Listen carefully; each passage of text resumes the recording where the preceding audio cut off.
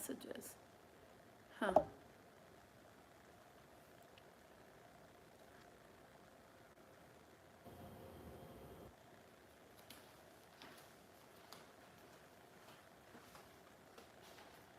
Hi everybody! Hi foodies! We're still prepping, so I am going to be prepping some stuff, and at 8:30 we'll be back with you, okay?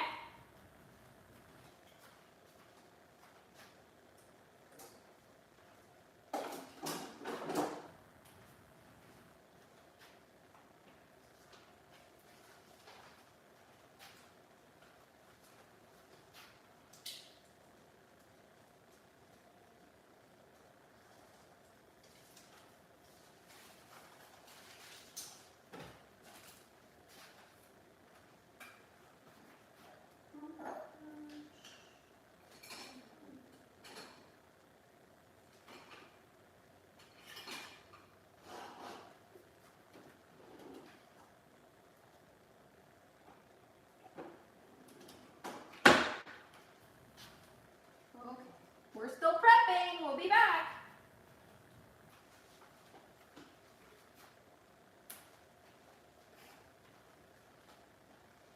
This is delayed. This was a little faster than this one. This is Facebook. This is YouTube. All right, this is nice.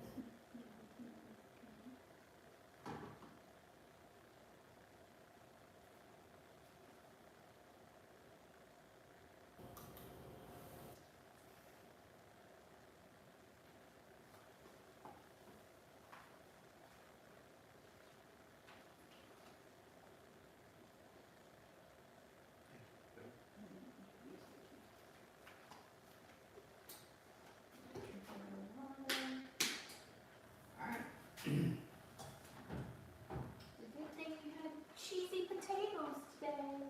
I think we have everything. Let me make sure. Donna says hello.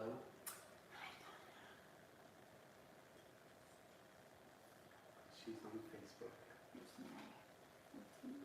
Okay. We might do a little bonus today, Donna.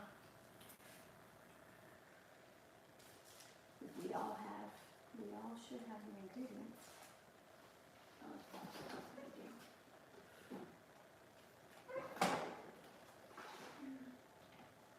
Alright, just in case we do a cheese sauce. Alright. So, come on over so we can say hi to everybody. Here, on my right side. I always have a sign. Hi foodies! Hi foodies. We will see who's joining. This is my husband Jay. I hope you're on camera. Come in. This is my husband Jay. Many of you know us, but some of you do not know our story and don't know our background. Somehow maybe you have found our page. I know I have a lot of new members that are finding us in different ways, either through the plate balance or the menopause and soy or reversing chronic diseases. So each of you has a different reason why you're on our page, but we welcome you and we're glad that you're with us. So Jay can tell you, how many pounds have you lost so far? About 86. 86 pounds. Working for 90. Yes. So since we began, we've lost over 150 pounds combined. I have personally lost 64 pounds. And like he said, he's lost more than 86 pounds and he's still wanting to lose a little bit more. I'm in the maintenance part of our journey, our health journey. And I always say that we're optimizing now because every time we go to the doctor and we get our blood work, we get improved results, and I didn't know that we could go beyond normal. I thought that we could just get to normal and that was good and we'd be good. And lo and behold, you can keep optimizing and keep making it better. So we're also working out and we're adding a lot of movement. You guys have seen, we just bought some jump ropes, so that's like our new toy. Jay rings the doorbell and then I come running, or he holds out the jump ropes and gives me one, or I'll ring the doorbell and we go outside and jump some. We're trying to incorporate more movement. So let me tell them a little bit, maybe you can check and see and make sure that we're connected. Okay. And then we're still trying to get our bearings on the technology. So today we're going on YouTube and on Facebook Live. Are we good on both? Yep. Okay. Desiree says hi. Hi Desiree. So for those of you that are cooking along, that's fantastic. I am so excited. And for those of you that do not want to cook along, maybe you'll want to make the recipe later on. So some of you, and I know that one of my really good friends, if she's on yet, is probably going, where's the recipe?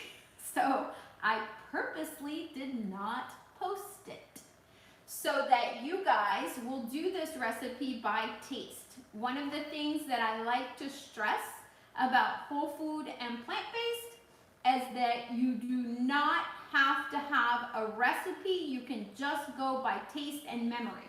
You all have been to Mexican restaurants. You guys have tasted enchiladas. You've been to Chinese and tasted fried rice. You've gone to Indian and tasted curry. So as we're going to be cooking along, we're going to be adding the spices and you're going to be tasting it and you're going to be deciding, is it flavorful enough for you? Or do you need to add more spice or cayenne, or maybe you don't like spicy, you can just fill it with herbs and flavor. So that's why I did not put the recipe. So we're just going to use as many ingredients as you guys could get out of your cupboards. I told you all you didn't have to have exactly what I have. I have a ridiculous amount of spices because I'm a spice collector. And so I just pulled out everything that I thought would work for this. And the ones that are too pungent, we're going to hold off a little bit and we're not going to go crazy with them because we want to make sure we don't like kill ourselves with heat, or like cumin here would be too pungent, turmeric would be too pungent, so we're going to add those just a little bit. One of the things that I want you guys to do, if you haven't done it already, is, because I didn't give you that instruction, is go ahead and put your bags of veggies on a plate and stick it in the microwave and just cook each one. You should have gotten 15-ounce bags of butternut squash, and then we have the chopped spinach, and we have the chopped collards, and we have the 6-ounce bag of the corn. So just stick them in the microwave. Don't read the instructions. Stick them in the microwave, snip the bag a little bit, put it on a plate. If you're not comfortable with heating it up in the bag, that's fine. Just put it in a bowl and cover it, and then microwave it for 4 to 5 minutes. No more, don't follow the instructions on the bag. Just trust me on this. This is a recipe that you can do from frozen. If you really want to be lazy about it, you can do it from frozen and you don't have to heat up the veggies. It is also a recipe that you can heat up the veggies, but it's a no-cook recipe. It's a dump and mix. So I've done it from frozen when I am, so if you guys don't want to do it, heat them up, that's fine, because I've done it from frozen and I make our enchiladas and I make our packs of enchiladas. I seal them up, stick them in the freezer, and when they go in the oven is when they will cook. Right now, we can heat them up and dump and mix it. We can also do that. So however it is that you prefer to do it, you can do it. So if you have questions about the Plant Strong retreat, do start posting them and Jay can kind of jot them down for me. I know Donna asked some questions for the live and I have those written down, Donna, so I will address them. I just got back from the Plant Strong plant-based retreat, whole foods, plant-based, no oil, minimal salt, and no refined sugars. So they use very little sodium, and it usually comes from the sodium that's in the salt. They don't necessarily add too much sodium. When they do, it is very minimal. So it was incredible. I felt like I was in heaven and had I was just like a little girl. I ate so much that I kept joking, is it possible for me to gain weight eating as much as I was? But we were moving a ton too. So we were doing movement all day long, from 7 o'clock in the morning until 9 o'clock at night. One of the things that I took away from Plant Strong is that I thought we were moving because we would do our exercise once a day, go to the gym or walk or bike or jump rope or the things that we like to do. But no, we should be moving as much as we can throughout the day. And especially if you're an office worker like we are, when you're at home and working remote, you forget to get up and you forget to move. So one of the things that was fantastic to learn was that if you move after your meals, you're going to help the gases, because on a plant-based diet, you're going to get gases in your tummy, and some people feel uncomfortable, and they would have a stance after breakfast. They would have a stance after lunch and after dinner. It sounds ridiculous, but Jane Esselstyn would pump up the music, and when we walked into that the room where we held all the lectures, you had to dance, because the minute she saw you walk in that door, she would make sure and buzz by you and get you in the conga line.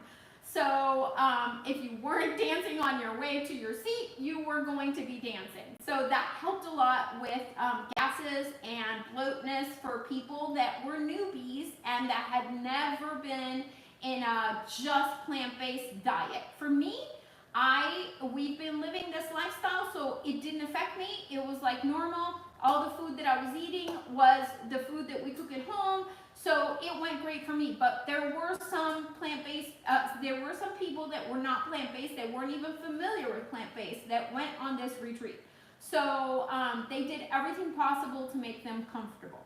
So if you guys are going ahead and heating up your veggies, it should take about 10 minutes. You can even do 2 bags at a time.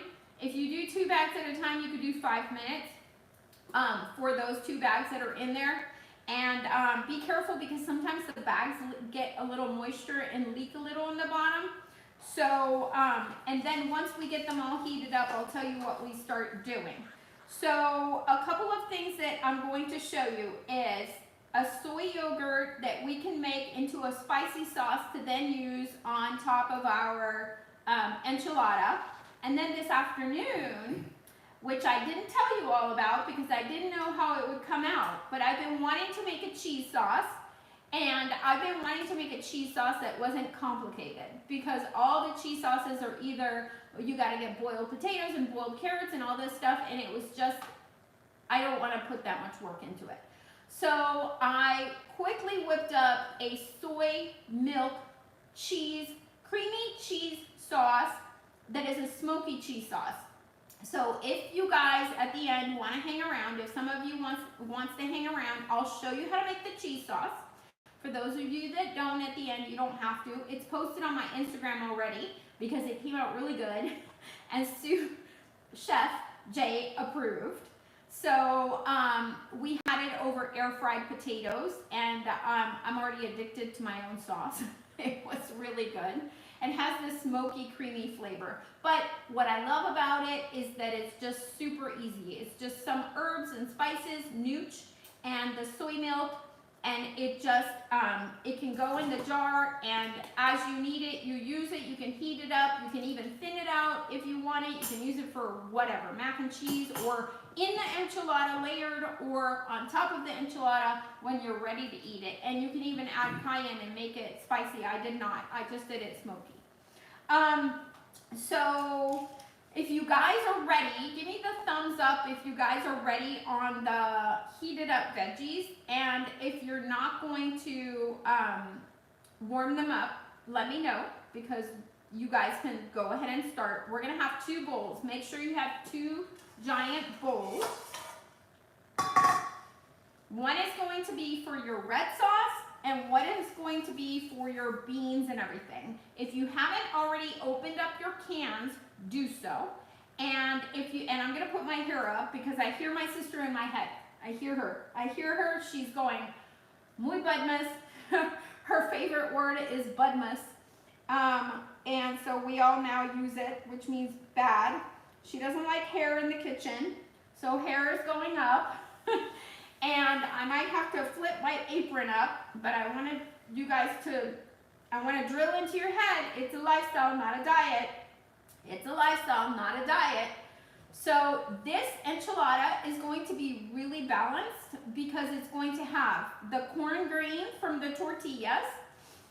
And if you got tortillas, I hope that you got the most whole food, plant-based ones that you could find. Sometimes it's a little hard to find them. I found them at Whole Foods. And I got a blue corn type and I got a regular type. So Were those the ones in the frozen food section? they were in, I believe, the frozen food section, because there's two sections in Whole Foods that has them.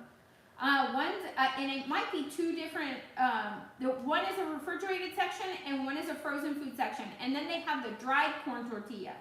But you don't really find many of the completely whole food plant-based ones in the dried aisles that are not refrigerated.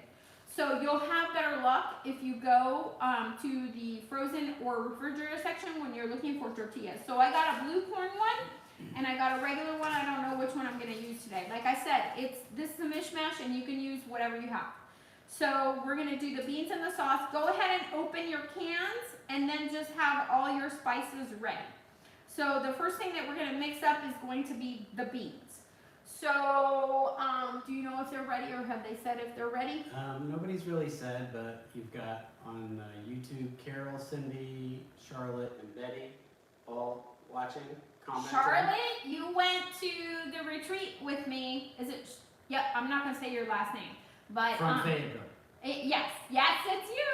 Oh my gosh, thank you for joining. And then So, you've got Jimmy, Aaron, Terry, Mary Ellen, Elaine, Rebecca, Rose, and Diana all watching, and Amy has a question. you need to text Denise and go, where are you? Text her. She might be on, I don't know. Text her. She better not be hiding. Text her and tell her where is she. So Amy has a question when you have a chance. yes, I'll get to the question. And when we get to the Plant Strong retreat, the Plantily, because I call them my plant family now, and they all understand because we went through a lot and we became instant family and friends, and they're forever linked to me. So whenever we get to the Plant Strong retreat questions, I might ask them to type in some of the answers that they feel from their perspective, because they can give you some perspective too. And you know what? For you guys to hear me better, I think I need to put my mics on. What is Amy's question? Amy's question was, how do you attend one of these retreats if I wanted to? So, Amy, let me plug in. There are different retreats. The next one is in November, and I'm going to be posting the link in case any of you is wanting to look at the information. So the next information that they have available is going to be for the Black Mountain, North Carolina retreat. I cannot emphasize how incredible this retreat is. It is like nothing that it gives me chills just talking about it. And I know Charlotte and any of you that are on that were with me at the retreat feel the same way. It was just so immersive and it was so loving. And I truly... Hold on. What's wrong? Donna's saying and Aaron are saying they can't hear you. Oh, no. Let's see. Let's see. Hold on. Did it accidentally disconnect it? I don't know. I can see you. Let's see. Donna, can you hear now? Lee also says microphone is off. Oh, no. Okay.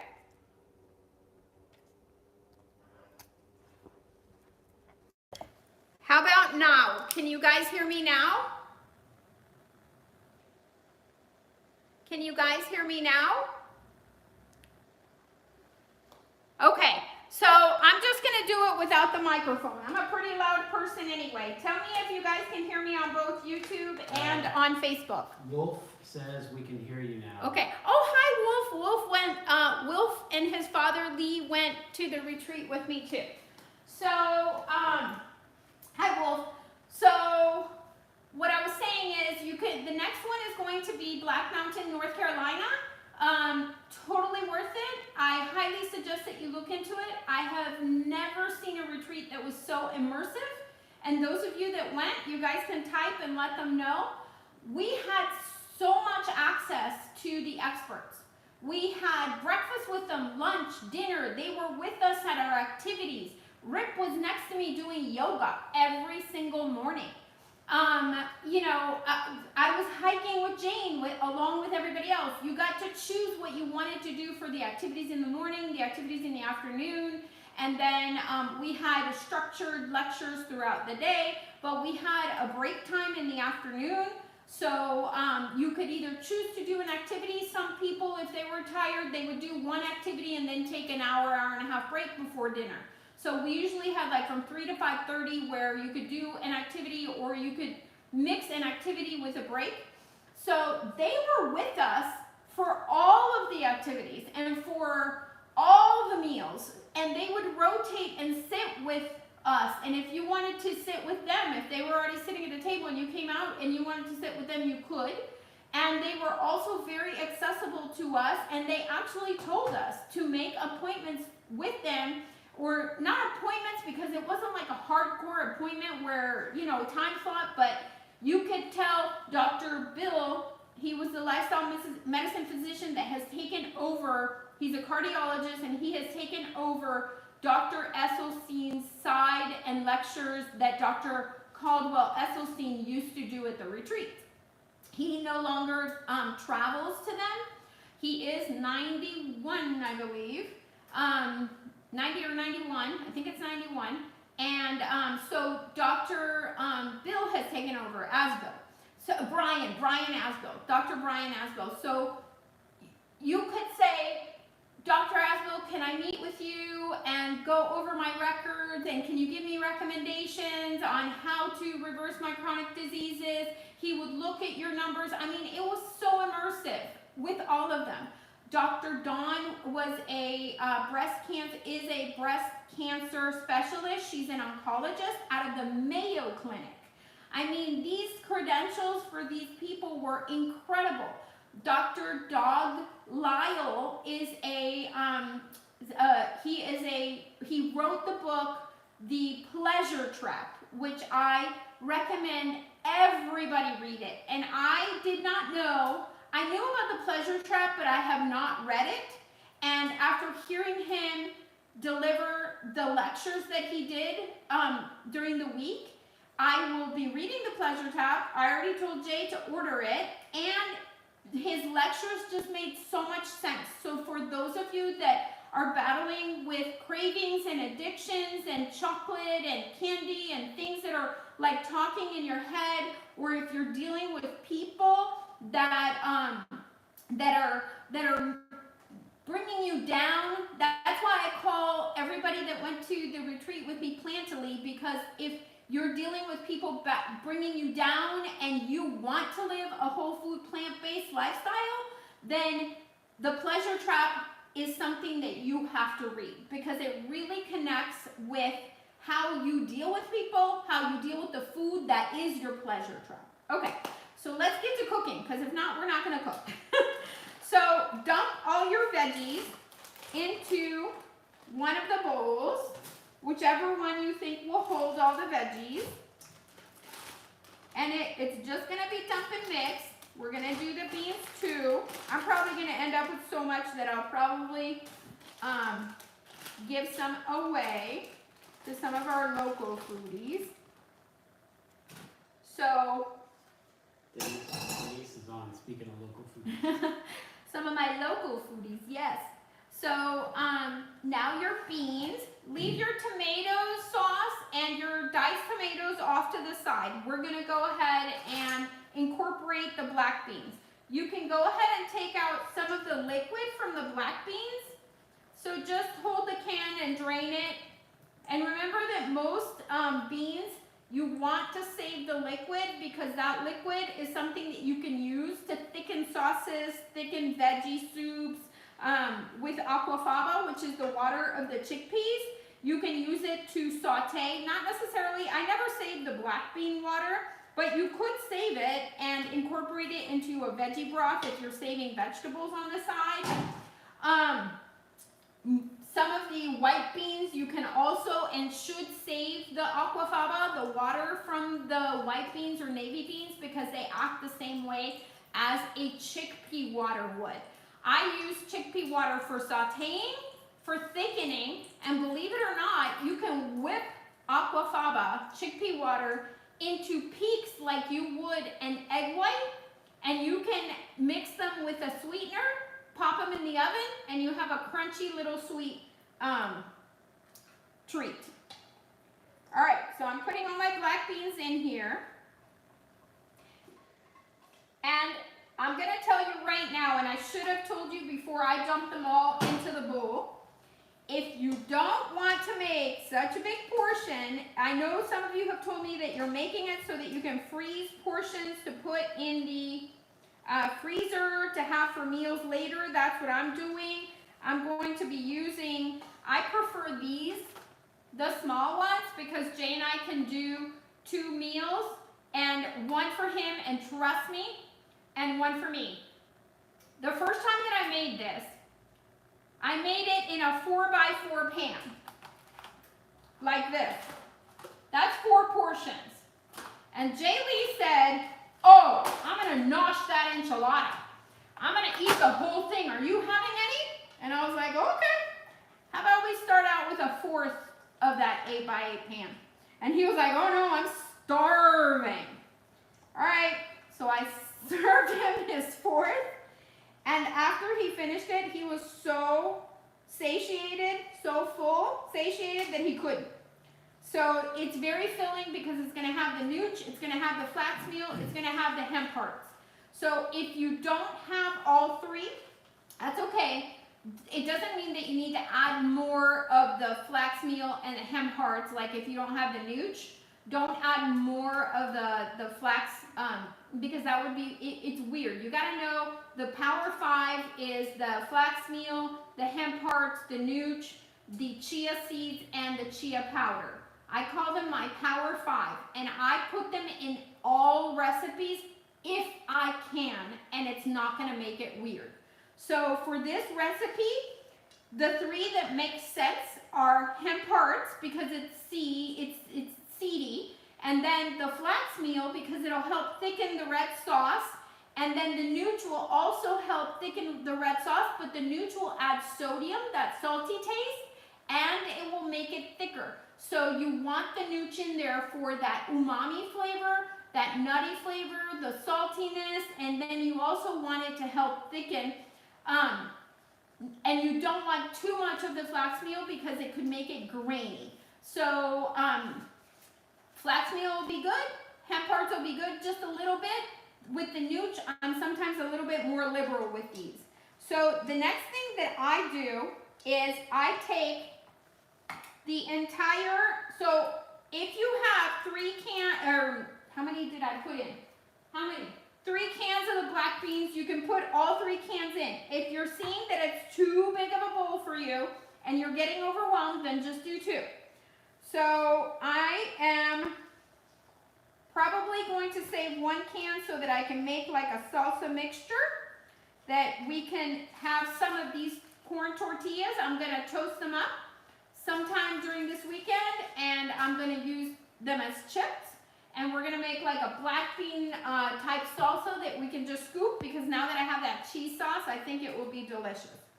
So grab your spices. So if we're going to do, let me show you what I do with the spices that don't have sodium or pungency to them.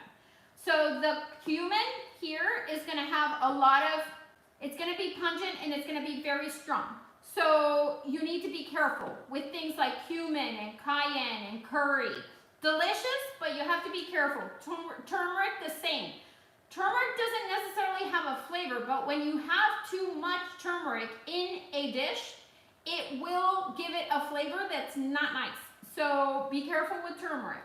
So paprika, smoked paprika is a little pungent, so you have to be careful. Regular paprika is not so pungent. So I'm gonna grab all the ones that have garlic and herb seasoning, and I coat the entire top. And I know it feels like a lot, and I've had people here in my kitchen, and we've done, and they know who I'm talking about, we've done some cooking together, and I've said add spices, and then they go like this. No, I want you to cover it. I want you to cover it. Don't be afraid of it. It doesn't have any salt in it. So you want all the flavor in there. So I'm gonna cover it and I'm gonna stir. Sometimes I end up using half or almost the entire thing. We're not using sodium, so we want herbs and flavor. And remember that at the end, I know you guys are saying, but wait, and I'm gonna make you taste in a second. And I know you guys are saying, but wait, it still tastes bland. Okay, you're gonna have to trust me.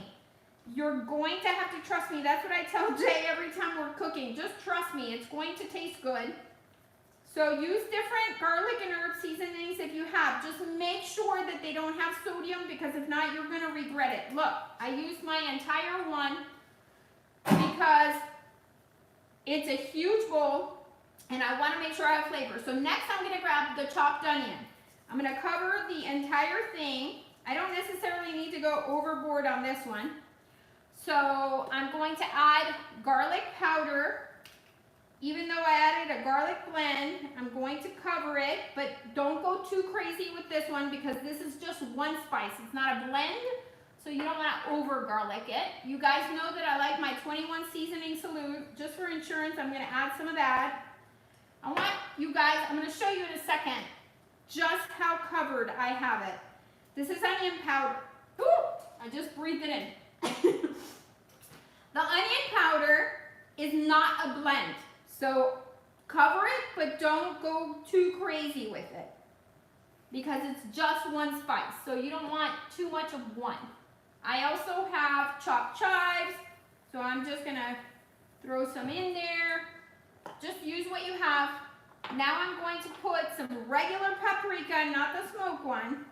Erin has a question about spices. Yes, Erin. The first spice, she was asking if that was one. I think she meant it was like a pungent one.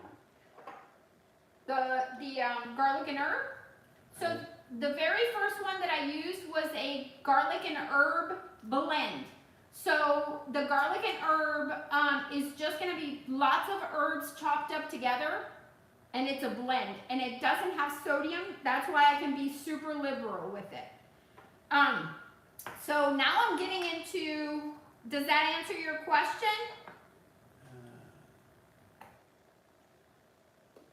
What was the first spice? The first spice that I put in? Yeah, that's what she meant. Okay. Spice. Yeah, I'll show you. And I use it all up. I'm going to show you guys my bowl. Make sure I have it. So this is the first one that I used. And you can use any garlic and herb blend that has no sodium. You want to show it on YouTube? Oh yeah. And then here's my bowl. Right now it's covered in the spices that I just did. Where'd my little thing go? Am I showing it? Hold on, there's a delay. It's coming. Yes. Okay. Sorry about my arm, Facebook. Okay. Garlic and herb seasoning. All right. It doesn't matter what brand you use. I hunt all the stores for all the herbs and spices. I go to the dollar store, Trader Joe's, Publix, Kroger, Walmart, Amazon. I'm the Amazon queen when it comes to whole food stuff because I don't want to go shopping, especially for my silk milks, for my soy milks. I do not want to carry the case of 12 that I always end up buying. So I have Amazon ship it. My nooch, my nutritional yeast, I get on Amazon, and this is a 2-pound bag. And the hemp parts I get on Amazon. I also get a super seed. There's a combination one that's hemp, chia, and flax meal, and it is a super seed mixture. I get that because Jay puts that in his oatmeal for his oatmeal every single morning, and so that he doesn't have to open 3 bags, I got him the super seed, which we have to order because we ran out. Yeah. All of these I get on Amazon, and my nooch I just keep in here because we go through it so quickly. So it does not matter the brand. What matters is that it doesn't have oil, and trust me, when you go to the store and you turn these around, this should only say, this is onions. It should only say chopped onions. If this one is a blend of, it's going to have garlic, onion, orange peel, black pepper, red pepper, parsley.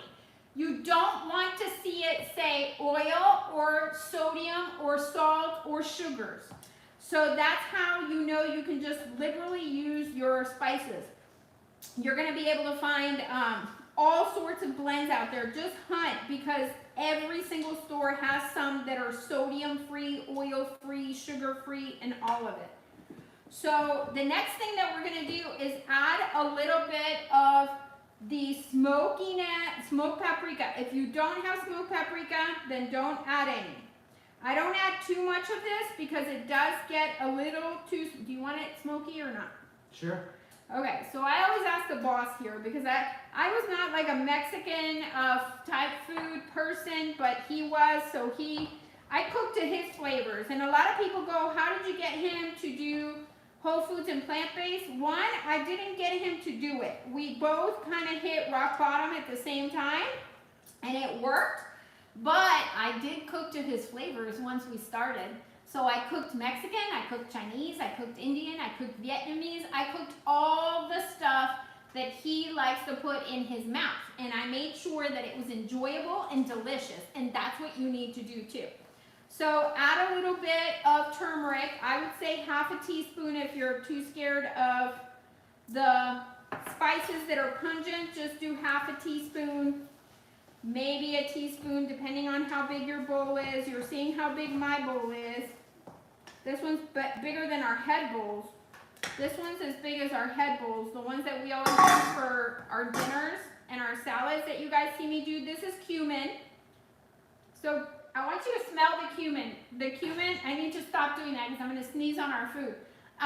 The cumin, it's very flavorful, so don't put too much of it on. Just sprinkle a little bit. Because and if you don't like cumin, don't use it. You can use coriander instead if you have coriander. Now I'm going to start with the spicy stuff. He likes spicy. I've learned to love it. And I made the mistake the other day of buying this chipotle powder, and I don't know why I didn't realize that chipotle is a pepper and it's spicy, but I almost killed us having some burritos for breakfast because I was just like, woo!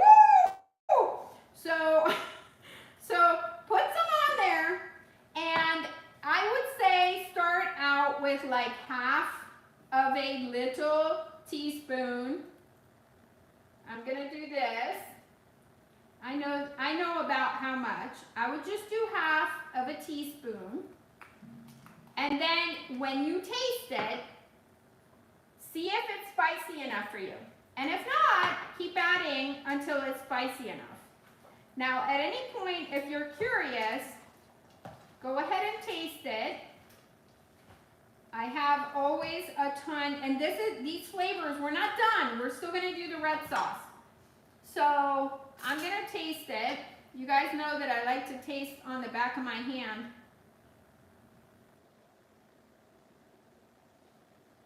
So that I can keep using my spoon. Okay, so it's spicy enough. I'm tasting the spice. I'm going to add more of my garlic blend. And then I'm going to add, now the last thing that we're going to add is the nooch. So here I like to add about 3 or so of tablespoons. So add the nooch. tell them that nooch is. The nooch has a ton of fiber, lots of protein. It adds so much nutrition to anything that you're cooking. Same thing with hemp hearts. And this is going to be a portion that's going to be divided out into our little takeaway boxes, our freezer boxes. I'm going to do the same here. About 1.5 tablespoons of the hemp hearts. We're going to leave the flax for the sauce. Hemp hearts is the same. You're power packing your nutrition. All this stuff is what filled up Jay Lee's, and he swore to me that he was going to nosh the entire enchilada, and then he couldn't because I power packed it with nooch. And in the beginning of Whole Food Plant-Based, he was like, nooch? What is nooch? What is hemp hearts? What is flax meal? Like, he had no idea. I was like, I'm putting all this stuff in your food. And he went with it, but he had no idea what it is. Well, it's very filling. It's not just food. It's not just you're putting it in. And look, I'm going to do a 4th tablespoon of nooch just for insurance. Now taste it. And you should start tasting. If you want more spicy, go ahead and do more spicy. But remember, we still have the red sauce to go. And you have to trust me that at the end, you're going to use finishers. So don't get too stressed out if it's not as flavorful as you would like.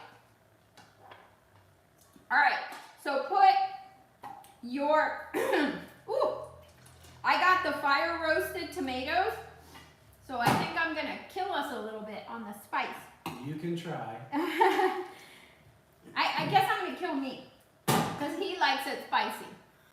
So I'm gonna do the 2 cans of diced tomatoes, 2 cans of tomato sauce.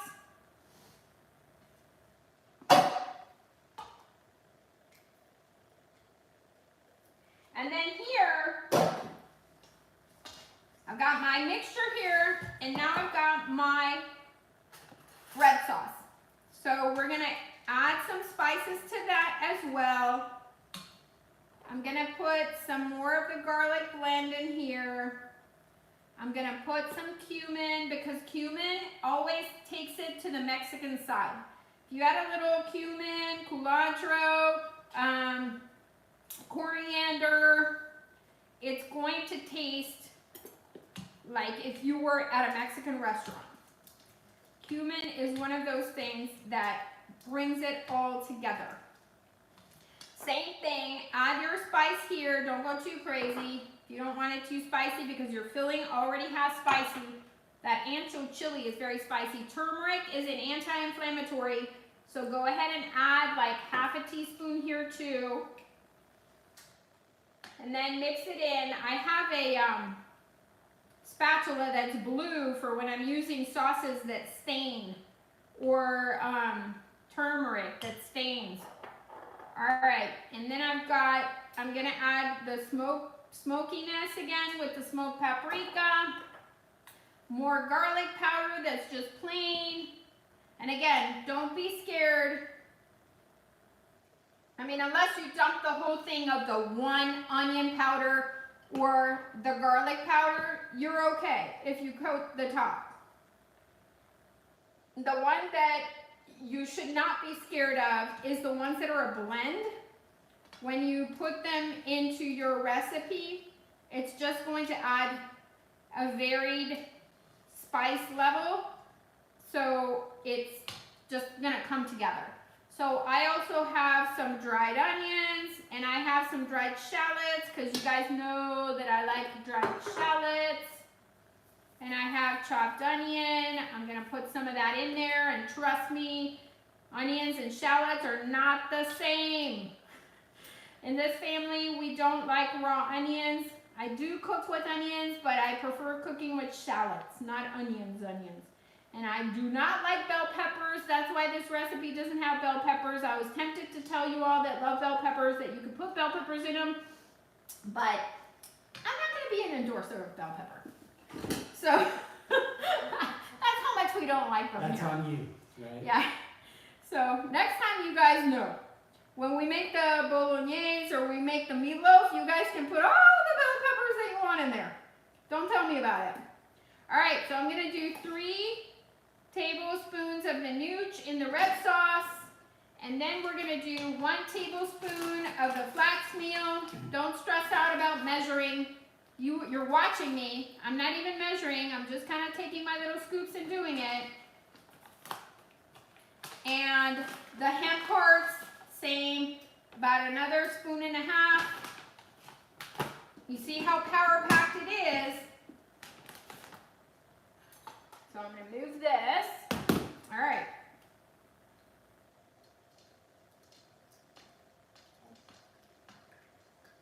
So I'm going to try this and see if we need to make it a little spicier. Try yours and see if you need to add more spice. I need more spice and I need more of my garlic and herb. I'm going to coat the top. Look how much I'm putting. Can you guys see it? Can they see it? Yep. Putting a lot. Just blend it in there. And you have to trust the process. At the end, you're going to have things like black garlic from Trader Joe's. It's a sprinkle. You're going to have high quality vinegars like California Balsamic. And California Balsamic right now is having a sale. And I can send you all the links. I'll put it on this post at the end. California Balsamic is having a sale right now where they're giving lots of little freebies, more than normal than what they do. So I'm stocking up. You can finish it off with hot sauces. That hot sauces have sodium, but we haven't put any sodium in here. And they had hot sauces at the retreat. At the lunch counter, they were filled with hot sauces and vinegar bottles and what else did they have? Nutritional yeast and flax meal. All on the countertop for us to dust on our food as finishers. Yes. Denise asked if you added the flax meal to the sauce. I did. I added 1 tablespoon, about one tablespoon of the flax meal to the sauce, Denise. Okay, and just because I like my nooch and it helps thicken and umami, I'm gonna do 1 more. So we've got 4. 4, okay, 4.5.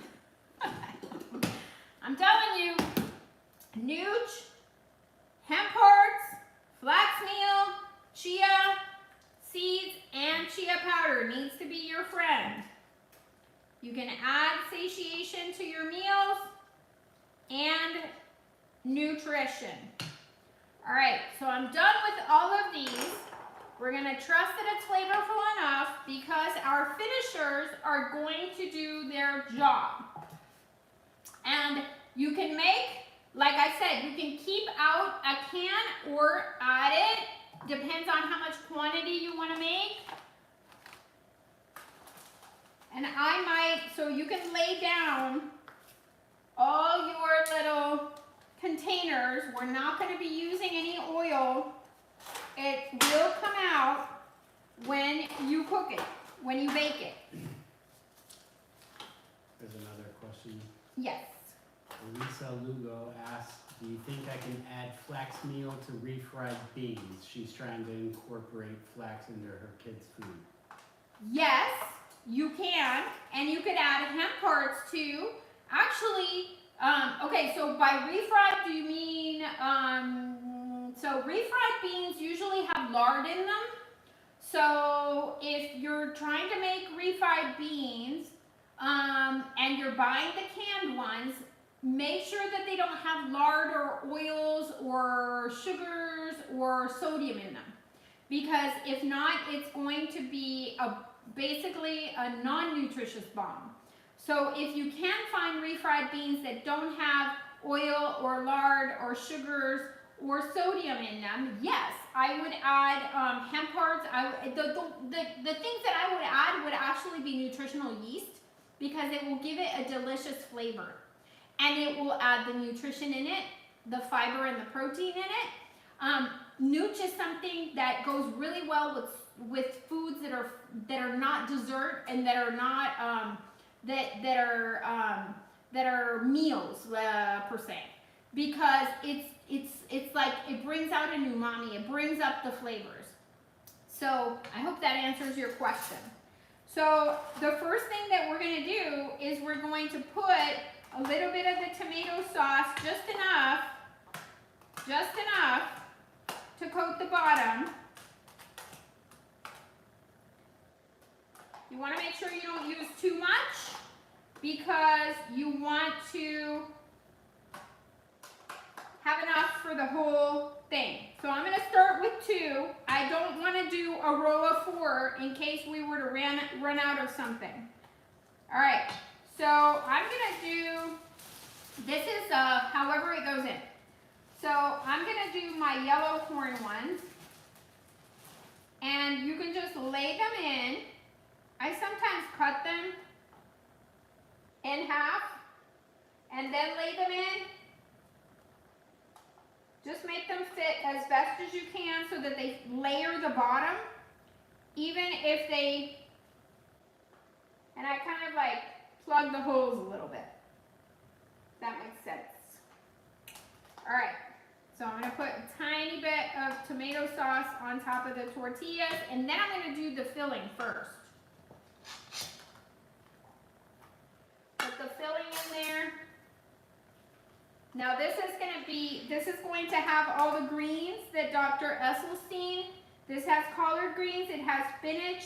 He talks about having leafy greens, 6 of them, every day. I have a hard time eating all 6, and that's why he suggests that you start with breakfast, which we did at the Plant Strong retreat, and I thought it was the weirdest thing. And Jay has always battled me on it, and I have a friend, Ellen, who has savory oatmeals. And so I've always said one day. And one day came around at the retreat, and I am addicted to the flavor of having greens in the morning now. It's delicious. I've eaten more kale this week than I have in the last month. So I just take the top off of one of them to kind of fill. Just make it as best as you can, and if you end up with little pieces, that's fine. So then the next layer should be your red sauce. We're going to end with the red sauce, is what we're doing. So the next layer is going to be red, and you don't have to do a ton of the tortilla layers because you want to make sure and maximize the nutrition that you have in here.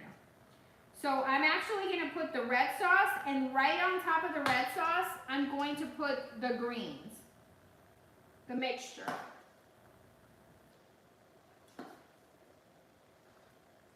So you guys might not be able to see, but I just plopped the mixture right onto the red sauce, and then just plaster it down.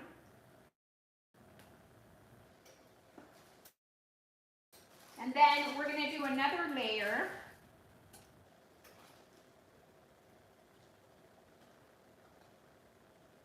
Like I said, it doesn't have to be pretty because the tortillas are hiding. And you can even put a little bit of the greens on top. Just make a thin layer and then finish it with the red sauce. So when you cut into these, the thing that I want you guys to remember is that this is like a lasagna. I don't know if you guys know this, but when you're cooking a lasagna, you never take it out of the oven and immediately cut it and eat it. Never. Because if not, you're going to end up eating soup. So what you do is you let it sit on the countertop, and no matter how much you want to bite into it and how hungry you are, you're not going to do that. So what you're going to do is you're going to, when it finishes, this is only going to heat through. It just needs the heat. It doesn't need to cook. Everything is cooked. Everything that was in the frozen bag, even if you all dumped it in here frozen and you stuck it in the oven, it's not going to be more than 30 minutes to heat through. it's not necessarily going to take hours or like a lasagna or something with meat in it would. So here's my first one. So I'm going to clean my edges. And then this one I'm going to top with an aluminum foil, but I want to show you. So I'm going to finish my thought about the lasagna. So here we go. That's the first one. So you can do it in any layers that you want. I ended it with a little bit of the greens on top and the red on top. When you're done and you see that it's heated through, I usually cook it with the aluminum foil loosely put on top. Then I peek to see if it's bubbling. If it's bubbling, I remove the aluminum foil and then I just let it kind of, it's not going to get golden because you've got the red sauce, but you're gonna see that there's a tiny little crust that forms on top. That's when it's done. Even if it doesn't form a crust, you could be done if it doesn't have, just don't let it burn, if it doesn't have a golden crust on top. So once it comes out, you turn the timer on for 15 minutes. Let it sit on the counter for 15 minutes. After those 15 minutes, you're gonna cut your enchilada. You're gonna stick a spatula under it, like a pancake spatula, and it's going to lift up. Have another little fork or something to lift up, because you need those 15 minutes for the juices and everything to come together and to kind of firm up a little and go from hot, saucy to firm, and that you can lift it like a lasagna on a plate. And I promise you that it will work. So the next, just keep making your enchiladas. So, and I'm going to tell Donna, let's see, I've got some questions that you asked me about. Oh, you asked if, Donna, you asked if I use white rice. I do not. We do not use white rice in this house at all. You can do whatever layers you want. If you want to, but just always start with the red sauce on the bottom. And always do the red sauce on the bottom, but then if you want to do the corn tortillas and then do the green, fine. If you want to do the red sauce and then the green, fine. It doesn't matter, but just always have the red sauce on the bottom. It helps when it's heating through. So we do not use white rice. We use brown rice, or my preference, I don't love brown rice. Brown rice is last on my list. If we go to a restaurant, I will order brown rice because that's usually what they have that would fall under Whole Foods plant-based. But at home, I don't love to cook it. I have used it sometimes, I don't love it. Number 1, black rice. Number 2, red rice, love them. Number 3, wild rice, a mixture of wild rices. And number 4 preference for me would be the brown rice. So I don't even have it here in the house. So I would have to go get it. So we normally, I love the black rices. I learned to love them. I think it was in France. My sister took me to the grocery store and it was like, oh, because she was like, taste this. She made it, and then I was like, I have to go to the store and buy them. So she took me, and it was just aisles of these beautiful rices. So I brought suitcases. I'm weird that way. I brought suitcases full of black rice and red rice and multi-grains and 5 grains and all these things that were French, and shallots. I brought shallots from France because their shallots are unbelievable. My sister was funny because she was ordering from France, Amazon, to get it to me so that I could bring it in my suitcase. So I had a great time buying food over there. I always do this when I go. Even when I was an omnivore, we always would come back with a suitcase full of whatever foods I found in whatever country, because I had to come back and replicate dishes from that country. That's something that I've always done. So I am continuing my layers. So the next question that you had, Donna, was if we had an opportunity to get one-on-one with the speakers at the retreat. We did. And I kind of answered a little bit of it. It was incredible. They made us feel like they were just open access. They never they always made us feel accessible. No question was off limits. I was a little hesitant because sometimes when you are asking physicians, they are, if you're not their patient and they're not treating you, sometimes they won't answer things that are super specific to your issues that you're having, and they did. They answered them, and I was shocked because I wasn't expecting that. All of them were super, super accessible. I had one-on-one conversations about my personal issues. They knew that Jay and I had done this lifestyle together, so I kind of addressed some things that were for both of us, and they helped me with that so that we can continue strong on our plant-based journey. They got specific with our cholesterol numbers, with our A1C is normal, but they looked at our numbers to make sure that they all were doing. Cholesterol was normal, but they wanted to make sure that we optimize. Even suggestions about tests that we should be getting done to ensure that things are going along great.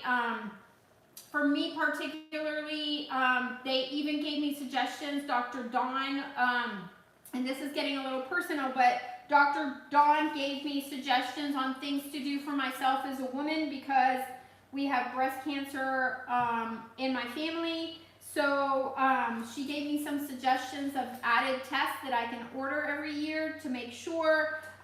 They covered supplements. Dr. Dawn was Dawn Musalam. I hope I'm pronouncing her name right. She gave us talks about supplements, what things we should and shouldn't. She reiterated that we need to be very careful with supplements because they're a bomb in a tiny little pill, and it can interact with medications that you're taking. It can interact with things that your body, might have, so you need to be very, very careful. They covered things about menopause. They took the men off to the side and they had their man talk, and we had our woman kumbaya talk. What else did they do? Dr. Bill covered everything regarding lifestyle and reversing chronic illness, what the things that we're eating in the sad food diet does to your body. They went through the science of it. They went through all the information that Dr. Esselstyn has in his book, and the science behind what happens to your body when you eat too many saturated fats, and it clogs your arteries and it prevents the blood flow. So they explained how to this is why we have to get greens in our lifestyle every day, 6 times a day, because greens, when you combine them with the California vinegars or vinegar or any type of good high quality vinegar, when you combine the two, it actually is this little nitric oxide little bomb that goes into your blood flow, and it helps expand so that the blood flow has more room to move. So it's great for your cardiovascular health, so therefore the greens. And Jay, when I gave him greens coming back for breakfast, he was like, oh, I'm going to have to make myself eat this. And Adam Sudd was one of the speakers. You guys need to look him up. I'll write all these names down so you guys can look them up on the post. I'll add it to the post. But Adam Sudd has an Instagram, and he's got podcasts, and he's got YouTube videos out there. His story is an amazing story. He told us his story while he was there. Dr. Dawn's story is incredible as well. It left us in tears. So these people that were presenting to us are not just professionals and experts, but they're living our life. They are also whole food plant-based for their own medical reasons, for their own health. So they're not just preaching to you like a doctor, they're living it. Dr. Brian is living it. He's a lifestyle medicine physician. He's a cardiologist. So, the Esselstyns are as well. So it was very comprehensive. As far as weight loss, one of the questions was, as far as weight loss, do I stop eating at a certain time of night, or do I eat whenever I'm hungry, just as long as what I'm eating is whole food? So I'm going to give you my before the retreat answer and my after the retreat answer. So before the retreat answer, I just ate whenever I wanted all day long. I've always eaten just the whole foods and plant-based, as long as it falls within the category that it is balanced. You guys know I talk about the plate balance. I can pull it out. So no matter if it is a small plate or a little plate or a bowl, I want you guys to concentrate and try to figure out how to do your balance. This is my plate balance to maintain my weight. This is how I maintain my weight. Jay loses with this plate. I maintain my plate with this, my weight with this. I lose with this plate. If I gave Jay this weight, this plate, he would lose so much more. It's not healthy. It's better to lose 1 or 2 pounds a week, no more.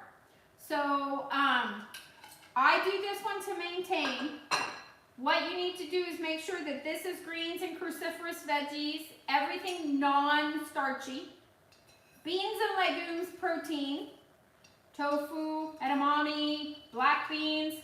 So I'm going to tell you, this right here example is a 1-dish plate balance. So no matter what, if your plate looks like this small, or if it's a little cup, or if it's a 1 dish, you want to get this ratio in whatever you're cooking. If you notice, we have a ton of greens and veggies. We have spinach, we have collard greens, we have the butternut squash, and we have the corn. It's going to be our veggies. Some of them are starchy, but you don't need to worry so much about it, because we've jam-packed it with greens and veggies. The tomatoes, the diced tomatoes and the tomato sauce are another non-starchy veg. So you have got this covered in the enchilada. Black beans are in here, and then over here is going to be our grains or our pasta or our rices, which is our tortillas. So you are covering that plate balance in 1 dish. So if you have a snack of hummus, you're going to start noticing I ate throughout the day, but my plates started getting smaller as I lost more weight. And actually now I've gotten to the point where I can't eat the quantity that I could all day long as I did before. I can't physically do it because I am so full or so satiated. Even at Plant Strong, I think because we were moving so much, I could eat more. But even at Plant Strong, I was satiated even arriving to the next meal. And I kind of took some to-go boxes because that's one thing that they let you do. They let you to-go box, and then we were chatting, and I'm a chatter, so we were chatting at lunch and things like that, so I would never finish my giant portions, because you guys saw my pictures. Those of you that were on Instagram saw my pictures, and I had giant plates of food, so I never got around to finishing them, so I would take a to-go box and eat it at the next lecture. So I was grazing and eating all day long. Plus, they let us grab apples and bananas and mandarins. They always had huge bowls of them, so I kept taking them like a little squirrel. I was like a chipmunk, and I don't feel so bad because I learned that some of my plantalies did the same thing. And one of them had so much food that she just now finished the last of her Plant Strong food. That's how much food she took with her. So I was just doing it to eat it during the week that we were there, and then I prepped some to-go ones for my airplane ride and my travel. It was all decent, but one of my friends like stocked up her refrigerator. So So that's how much food they give you. There is no lack of food. So if you're gonna have a hummus, you're going to, let's say your hummus is this much, you're gonna fill this tiny little plate with hummus, that's your beans. You're going to put veggies with it and maybe some whole wheat pita. You've got your trio. Think of me when you're building your plate. If you're trying to lose weight, then start with this plate. This is what I use if I ever have to lose weight. I'm not at that point right now because I'm trying to tone up and muscle up. So I'm using this plate. I don't want to lose too much or lose any more. But if you're trying to lose weight, I would start with this one. And if you're losing too much per week, don't do it because it's not good for your body. Lose 1 or 2. So play between this plate and this plate. Same thing here. This is going to be cruciferous and non-starchy. This is going to be your beans and legumes and protein, tofu, tempeh. This is going to be your grains and pastas and rices and starchy veg. So some people do the starch solution, which is a 50-50 plate. Play with your plate. Some people will do 50% potatoes and starch and 50% cruciferous veggies and non-starchy. These work for me. I lose with this. And with this, I maintain. So Donna asked, do you stop eating at a certain time? Now I do. So that was the pre-answer. Yes. So now I do. I did not before. If I wanted my cookie or my date stuffed with well, no, not peanut butter. That's not me. With my pecan. If I wanted, oh my God, I said cookie. Don't. Oh my God. Jay got a new toy. So he got his little Cookie Monster toy. Now I learned from Dr. Dawn Musalam that we should have a window, that it's good for your body to reset overnight. So you shouldn't start eating too late in the day. You should eat before noon. So you should eat early morning when you wake up. And then if you wake up at 7 o'clock in the morning and you ate at 7 o'clock in the morning, it'd be great to stop at 7, 8. If you wake up at 8 and you ate at 8, 8. I am kind of like a mid-morning person, so I take it from like 10 to 10, sometimes 10:30 to 10:30. So that's kind of my window. So now if it's past that time, after the retreat, I don't eat past that time. Just because she said it is good for your body to reset, and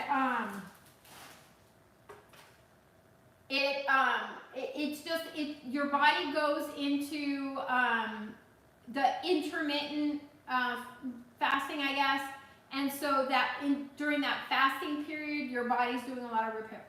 So I'm going with what Dr. Dawn said because she was an incredible lady. I trust what she said. There are reasons behind it. She covered the science behind it. So I'm listening to that.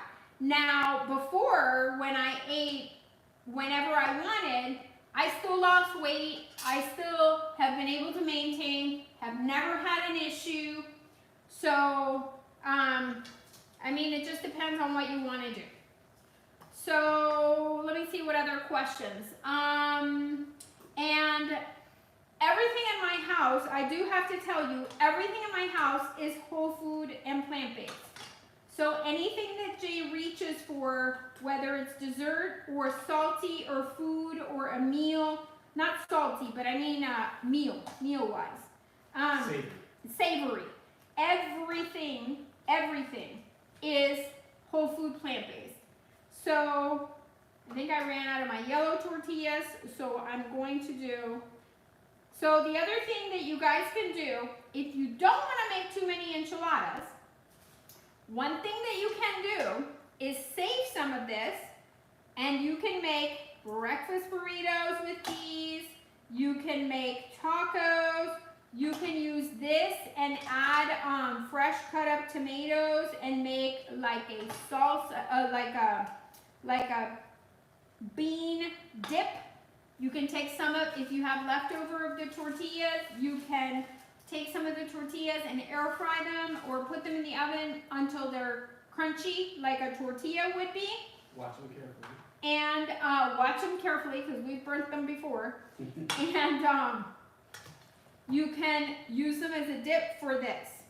But I'm just going to use my entire thing for enchiladas because I will freeze them. And these are really convenient to pull out because even from frozen, you can stick them in the oven. It'll take a little longer, but when they're frozen, you don't have to thaw it.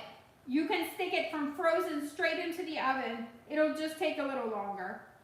And again, it's until it's bubbly. And I would put them on a cookie sheet in case they do bubble over. So I'm going to finish this. Do you guys have any more questions about the retreat? I have some other stuff to share. The food that they had every day. They had one bar that was the savory food, and they had a theme every day. Like one day was pasta, another day was Mexican, another day was, you guys that went to the retreat with me, type it in there if you guys think of it. Another time was curry, and then they told us about a special person that came in, and I noticed that day we had I don't know what it's called in English, but it's a special pumpkin. It's a special pumpkin. I don't know that you know what it's called, do you? It's a special pumpkin that is usually used in Asian countries. And they gave us the pumpkin, and they gave it to us when we had the curry day, I believe. But they had all different flavors that they gave us, and all different nights of food. And then the other part of the bar was an L-shaped bar, and the other part of the bar was always going to be like a salad bowl section, or it was filled with fruits, like for breakfast. That area was filled with berries and strawberries and bananas and, you know, tons of different mango. My favorite was when they put out the mango, and the mango was these tiny little, oh my gosh, I wanted to bring whoever diced up the mangoes because they diced them up really little, and it was like having a special sundae or something for breakfast. They gave us oatmeal, different oatmeals every day, different greens every day, and we had greens at breakfast, we had greens at lunch, we had greens at dinner, and there were different kinds of kales, all the different kinds of kales and collards and bok choy. On Asian night, they gave us bok choy. My favorite kale is lacinato kale. I think we have some in the fridge now, but I'd have to, we have I stopped at Whole Foods when I came back from the retreat, and we stocked up on the kale. So we've been eating kale every day. And we found that the easiest and quickest way, can you get that steamer basket so we can show them? The easiest and quickest way, the chef at Plant Strong, they bring their own chef. And Darlene is their chef, the Plant Strong chef. And no matter what retreat or where it is, they bring Darlene. And Darlene told us to just put a little water in your steamer basket. This is a microwave one that I have. I've had this for 35 years. Don't ask me where I got it from. Just go on Amazon and get you something similar. I'm sure everybody has steamers. I put a little water on the bottom. This is holes. It has holes in it. And then I lay as much kale as I want in here. And then I cover it. Sometimes I cover it. I put so much kale in here or collards that it's like this. And then we just have been steaming them for about 4 or 5 minutes, right? 4 minutes. 4 minutes, and they're perfect. Another method is some people will boil water, but Darlene was like, no, that's too messy. So she said, just steam it. So I started steaming it because I was doing the boiling method where you just boil it for 6 minutes. And then you drain them and you stick them in a Tupperware, and they're available for you to grab. You could do a batch, a prep batch. But we've been doing it every day just because it takes 5 minutes to do it. So by the time we're plating our food and I'm plating my soy yogurt with my berries and my granola, my greens are warm and steamed. And I always cover them in nutritional yeast, and then I cover them in some type of balsamic vinegar, a high quality vinegar. Jay's current breakfast favorite is jalapeno lime on his greens in the morning. I usually do a grapefruit or a mango or some type of fruity flavor. I kind of find that the jalapeno one is a little too weird in the morning. He's offended. More for me. Yeah. So the bars were out of this world phenomenal. And then some days they had desserts for us. They had the puddings. You guys know that I've made the silken puddings for you in all different flavors. So the only thing that I was dying is they didn't have my soy yogurt. So I had to go without soy yogurt. You guys know that I twitch if I don't have my soy yogurt every day. I'm addicted to my soy yogurt, but also because it got rid of all of my menopause issues. No more hot flashes, no more night sweats, no more acne or any of the things that I was suffering with menopause. They all went away. My sister had me eat soy once or twice a day. 1 or 2 servings a day. And I usually have 2 servings because I want insurance and that I'm not going to have issues. And my thing is I like to start my day with my soy yogurt so that I know I've got it. And I love my soy yogurt. It's like eating a dessert every single day. So that's what I do. And I convinced Jane, I didn't know this, but Jane Esselstyn does not have an Instant Pot. Like, I had no idea she had not. So we had this whole conversation about soy yogurt, how I make my soy yogurt, how I make it in the jars, how it doesn't even get the Instant Pot dirty. So those of you that haven't made it, go to the top of the page and search soy yogurt and you'll see how to make it. It doesn't even get your Instant Pot dirty. It's so easy. You just need 3 mason jars and 32 ounces of Eden soy milk or any soy milk that's pure, that only has soybeans and water, and 3 tablespoons of culture, which is going to be your plant-based yogurt. And it has to say live active cultures in whatever yogurt that's plant-based that you use as your culture. My favorite one is silk. I've had a conversation with a friend of mine that she swears that the silk is the key. It comes out fine with me whether I use silk, whether I use Kite Hill, whether I use my last batch, because once you've made your yogurt, you can use your last batch as the culture, 3 tablespoons, whisked in. So I convinced Jane to she told me she's getting an Instant Pot just so she can make the soy yogurt. So I was honored. And then the puddings. She usually makes peanut butter and cacao, but we always have puddings in the refrigerator that are in different flavors. We do banana pudding, we do banana chocolate cacao pudding, we do coconut raspberry or coconut lime or vanilla or cake batter. And the key is having extracts in all flavors. So buy all the extracts that you can find at the store because it will help you flavor things. It will flavor your oatmeal, your soy yogurt. I love doing that to my soy chia yogurt too. Once I put my chia seeds in it, I put the extracts into my soy yogurt. So Denise asked a question. Yes.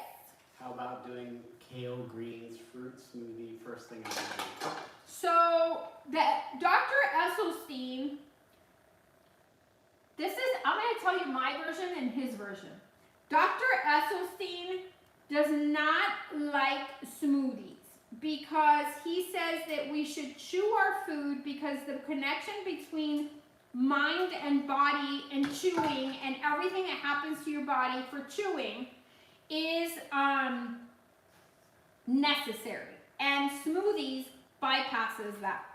Plus, they covered a lot, I have a mess here, they covered calories, which you guys know I don't count, I don't track, but for those of you that are maybe not losing weight like you would like to, juices and things that are liquid add a lot of calories to your day.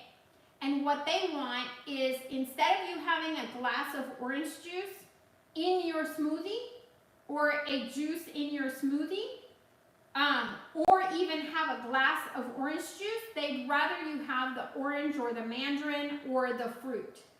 Not apple juice, but the apple. Because the calories to that apple are much less than the concentrated juice. So, yes, you can make your smoothies with water, but then the chewing action of your body chewing and getting to a satiated point is also not there. Having said that, I kind of said, well, wait. The Northerners and everybody that doesn't live in Florida eats soup all winter long. And to me, soups, you don't chew soups. And you have all the veggies and all the nutrition in there.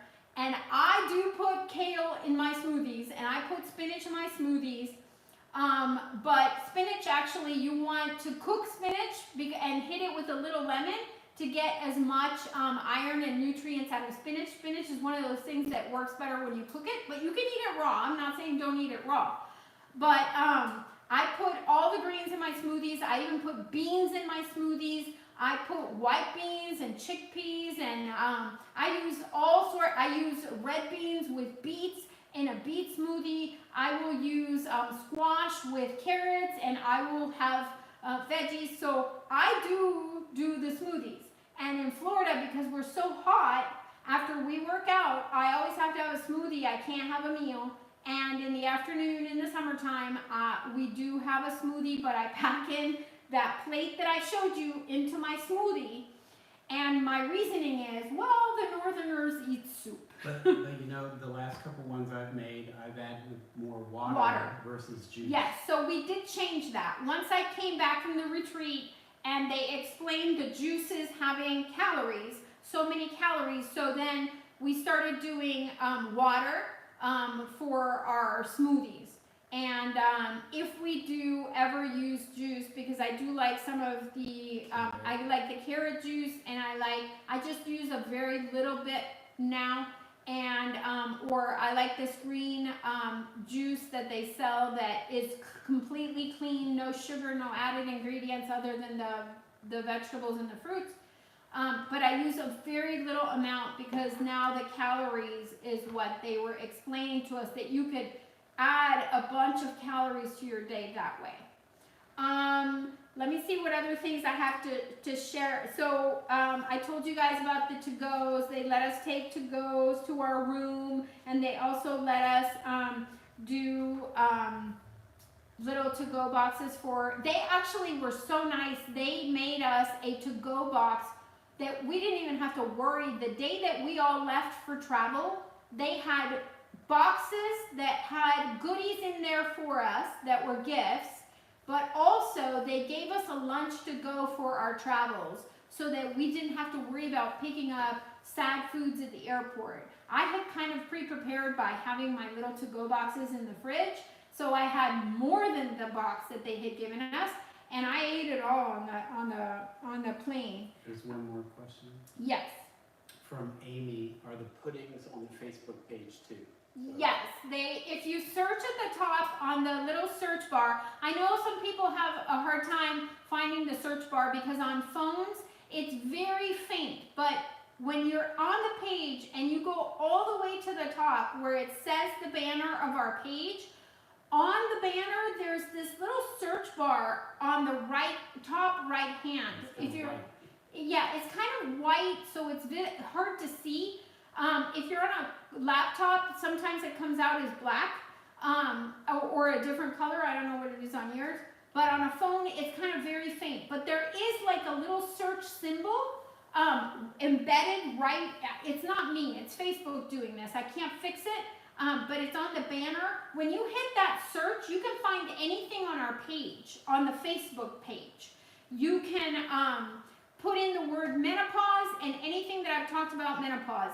Soy, all the articles and information about soy. Dr. Don Musalam talked about soy and reiterated what I have shared with you guys, that soy is very beneficial, not just to men, but not just to women, but to men. Doesn't grow boobies on men. Nobody gets cancer from soy. Soy is going to also, soy is not estrogen, but it mimics as though it were. It's not estrogen. So you don't need to be worried about that, but it is something that if you think about the Asian countries, the Asian women don't suffer with the menopause symptoms like we do. It almost bypasses their system, and it's because they eat a lot of soy. But also soy is used to prevent cancers. So having soy incorporated into your lifestyle is kind of like to keep the bad things away. So I have all those articles. I have articles from MD Anderson and some incredible hospitals that have done research on this. They're on the page. Use the search symbol. The puddings are there. If you plug in the word just recipes, all the recipes will come up, and it'll give you a chance to scroll through to see what you would like to look at, or you can put in the word soy pudding. Multiple posts might come up because I might have posted them in different posts because I've done them so many times. They're super, super easy. It's literally just silken tofu, a little bit of sweetener. You can use date syrup or maple syrup. Or you can take dates, and if you don't have date syrup, you can take dates and put them in hot water, blend them first, then stick your silken tofu. It has to be silken. It cannot be regular tofu. It will be disgusting if you use regular tofu. It has to be, I'll show you.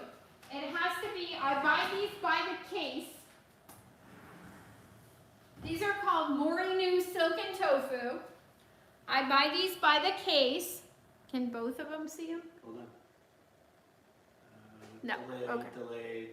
Okay, Yes. here we go. Move it to the right for YouTube. Right there? Yes. Okay. So these are Morinu, and I'll show Facebook in a second. Morinu Silken Extra Firm Tofu. And then this one. And for those of you that like super thick puddings, I'm going to give you a trick. And Jane Esselstyn does this. I don't do it because I like my puddings to be kind of like the Jell-O pudding. You know how the Jell-O pudding is not like super thick, it's just creamy? That's how I make mine. So I use one of these, just enough sweetener, don't go overboard, start with 1 tablespoon. One of these little packs, they're only 12.3 ounces. And if you're gonna do maple syrup, you start with 1 tablespoon, you put it in the processor. And then you start with 1 teaspoon of any extract flavor. So like if I'm making vanilla, 1 teaspoon of vanilla. And then if I'm gonna make this into chocolate, I would use 1 teaspoon of chocolate extract.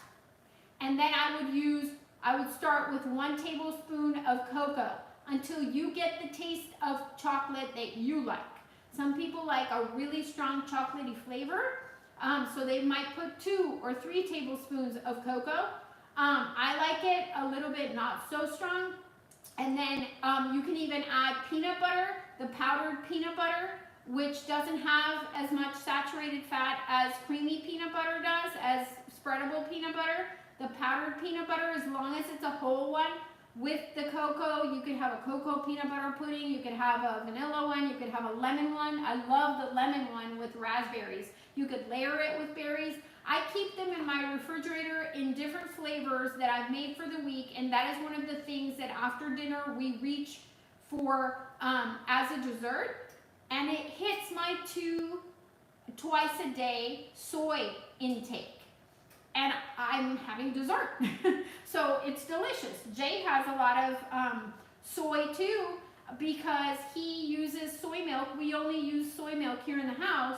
He uses soy milk for oats, oatmeal, coffee, coffee, edamame, And tofu pudding Yeah. is my go-tos. Yeah, so his go-tos are the puddings, the edamames. We have edamame pods. We do a lot of tofu, and then he uses the milks for his oatmeal and for his coffee. So those recipes are there. But once you figure out your ratio, it's not a recipe. It's just like this. You're just gonna taste and flavor, just like you tasted your filling and it tasted flavorful. So now when you do your enchiladas, I'm gonna cover these with aluminum foil. Some of them come with special little covers, and so I usually do like this and stick them in the freezer. You can stick one in the. We can bake one and keep it in the fridge. There's one other comment that I kind of missed. When you bake it at 425 degrees. I'll put the instructions on the post. Bake it at 425 degrees until, on a cookie sheet so it doesn't ooze over, until it's heated through. And then take the cover off and let it kind of get a little crusty on top, and then you're done.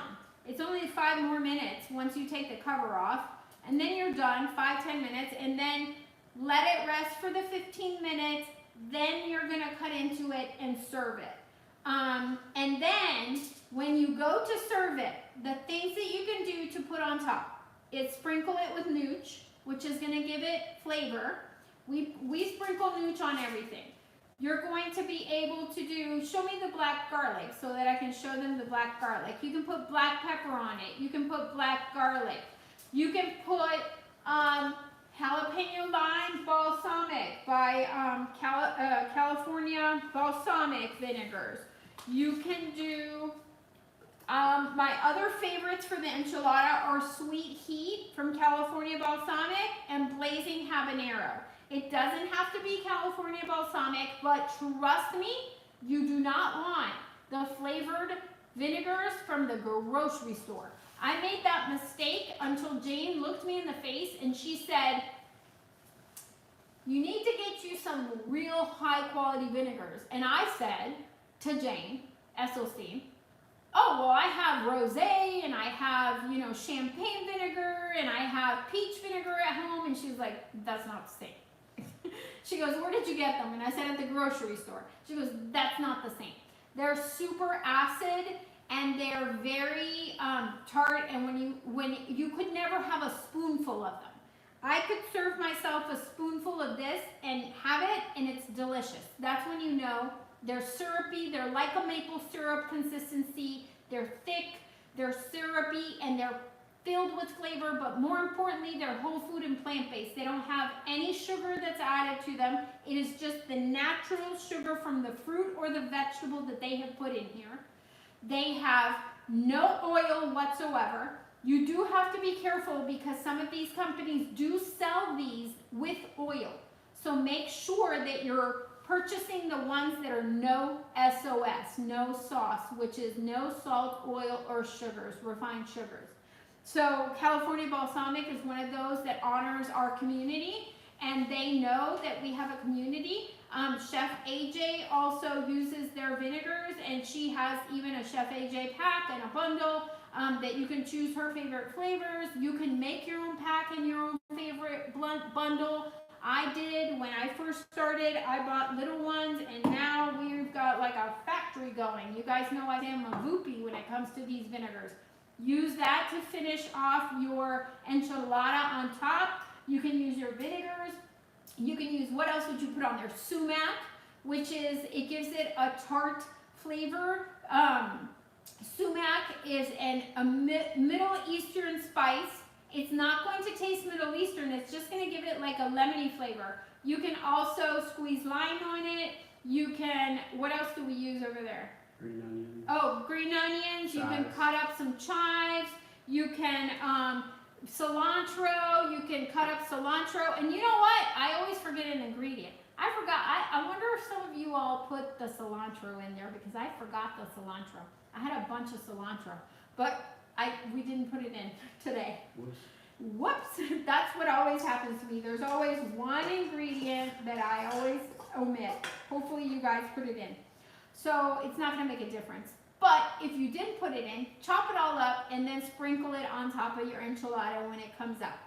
The other thing that you guys can do for the bonus, if you guys want to make a hot sauce, just take some, and I actually might make a whole 6 ounces. This is a 12-ounce jar. This is one of my soy yogurts. The soy yogurt recipe is on the page. It's on the YouTube. It's on the Instagram. I have it a million times because everybody always asks me about it. And it is, I'm going to get a fork because I like to put this all in. Where did my little peppers go? Here they went. Oh, I know. don't discriminate. One other comment that Erin made, Erin Ann, a while ago, Yes, when you were talking about the pumpkin. yes. This is a jalapeno from our jalapeno bush outside. I'm just going to slice it up. I'm going to put it into the soy yogurt. What's the comment? She asked if it was kombucha squash. You know, I don't know. I'm not sure if Erin's still on, but It's this squash that has a really pretty outside to it that's almost striped. So I'm going to put a whole jalapeno on here from our garden. And that's going into about 6 ounces of yogurt. And then I'm going to take some chives. And you could also, I might put more in because Jay likes spicy. So this will go on top of your enchilada. That's another thing that's going to add flavor. And I'm going to add some spices to this, like the garlic seasoning blend, or if you don't want to put a mixture, you could just do garlic powder, a little bit of the dried onions, the minced onions, apart from these chives. So look at that. I'm using a cutting board. Aren't you proud? You guys know I don't like cutting boards. I just air cut. I usually air cut. So I'm gonna put a tiny bit of garlic powder. And look at that. I'm gonna put a little bit of California jalapeno lime. You don't have to if you don't have it. It doesn't make a difference. It's a mishmash. it makes it better. Huh? It makes it better. True. I'm gonna It's my put favorite. some shallots in here. And I'm going to put, this is gonna be even better once it sits. And tomorrow it'll be delicious. I'm gonna put some chopped onion apart from the shallot. And because we did not put any sodium whatsoever in our enchilada, you could put a tiny little bit, but you have to figure out what you've done throughout your day. So I'm going to put a little bit of the mixture, the salt-free seasoning that's garlic blend in here. And I think I'm going to go ahead and do the other jalapeno. So you can turn the soy yogurt or the silken tofu. You could do the same thing with the silken tofu. This makes great dips, savory and sweet. And with nooch also, I can put a tiny little bit of nooch in here just to give it a little bit umami flavor. And it will, soy yogurt is already going to be a little bit thick anyway, but the nooch will give it a little umami and it will thicken it a little. But you want it to be like a sour cream. So I'm going to taste it. Hopefully I didn't kill us with jalapeno. So just play with it. And then I'm going to put more jalapeno.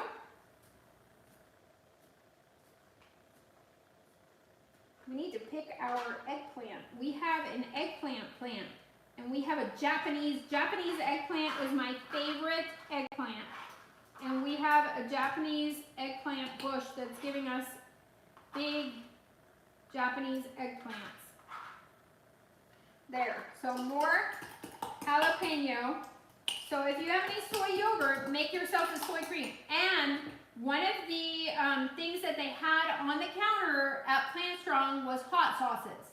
Because none of the food was made with, it was made with either no or minimal sodium. They put these hot sauces, and hot sauces do have sodium in them, but since you're using them as a finisher, you just do a tiny little bit. So one of the ones that they had was Yellowbird jalapeno sauce. So I could put just a tiny little bit. Now be careful, because 1 teaspoon is what the measurement is that has the sodium. So 60, I believe this is 60 milligrams of sodium for 1 little teaspoon. So if you're in there putting tablespoons and tablespoons, you put in a ton of milligrams of sodium. So there we go. Here is our soy cream. That's really nice. Okay, so that's got a jalapeno-y flavor. So you see, I want you guys to just mix and experiment. You do not have to stress out about measurements, taste.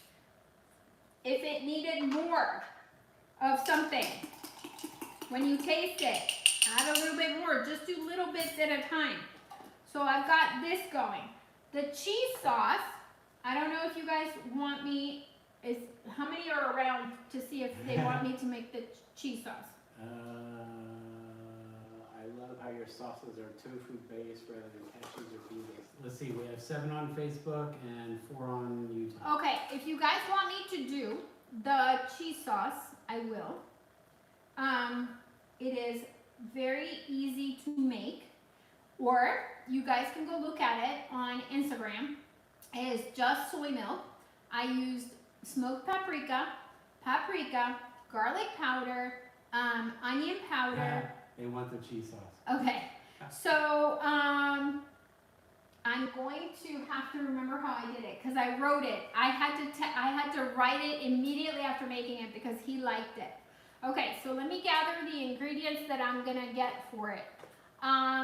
So onion powder, and if you guys have soy milk, you guys can make it along with me. It's garlic powder, onion powder. We're gonna do smoked paprika, regular paprika. I might make one spicy, babe. I'm on Instagram and I have the recipes. Okay, well then you can call it out to me. That way I do it. And then you know what? We're gonna make this one spicy. You guys don't have to make it spicy, but I might make it spicy. I may make it cayenne. Okay, turmeric. We need turmeric, and we need what is smoked paprika, nutritional yeast, regular paprika, onion powder, garlic powder, optional salt, cayenne pepper, unsweetened soy milk, cornstarch, and water. Okay, so tell me the spices again. Turmeric, smoked paprika, regular paprika, onion powder, garlic powder, salt, cayenne pepper, unsweetened soy milk, cornstarch. Okay, I've got all of that. So let me bring you guys over so you can see it. Okay, let's see. Woo! You guys have taken a trip here with me. Never mind my mess. All right. So my friend Ellen makes a cheese sauce, and I recommend that you guys go check out her cheese sauce. But I wanted to make a cheese sauce that was like super easy. So I wanted something, and I didn't have the ingredients that she does for her cheese sauce. So I'm gonna try and position it here as best as I can. You guys are probably not gonna see me, but you're gonna see the cheese sauce. All right, so I need a whisk. Here it is. All right, so this is how unscary it is to make, and hopefully it comes out fine with you guys. Okay, so I'm going to turn it on to like a medium high. And then what you're gonna do is you're gonna put about, I don't measure, guys, so I measure for you guys so that I can make the recipes for you guys. 4 tablespoons of nutritional yeast. Yep, but it's about a cup and a half. A cup and a half of the soy milk. And then you're going to put 4 of the nooch.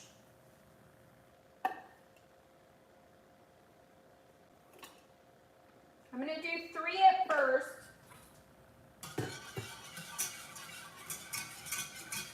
Make sure you guys can see. Can they see? Can you see? Yeah. Okay. So I'm going to put 3 at first. And then tell me the measurements that I had calculated. 1 of the turmeric, right? 1 teaspoon of turmeric. Yep. 1 teaspoon of smoked paprika. All right. 1 teaspoon of the smoked paprika. And then let me know when you're ready. Go ahead. Half a teaspoon of regular paprika. Yep. Half a teaspoon of regular paprika. And I don't even use real measuring spoons, but I know, because I've taken this one and scooped it into my measures, I know that this is a half a teaspoon. All right. Now. And one thing that I'm going to do different, well, here, I'll just do it exactly how I made it so you guys know. All right? Go ahead, Ben. 1 teaspoon of onion powder and 1 teaspoon of garlic powder. Yep. So 1 teaspoon. This is half a teaspoon, so I got to do 1. So this is half a teaspoon and half a teaspoon, that's 1 of garlic powder.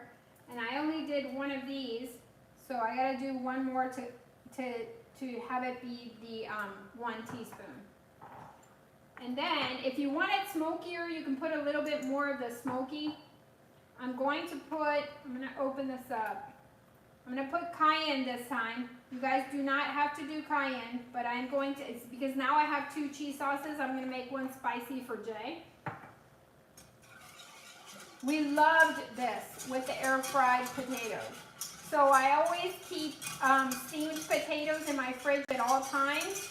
If you have the small potatoes that are about this big, you wash them, you stick them in the Instant Pot, and then you Instant Pot them on high pressure for 5 to 6 minutes. Usually 6 minutes if they're about that big. But if they're the teeny weenies, you do 4 or 5 minutes. And we make giant bags of them, stick them in the fridge, and we have them there.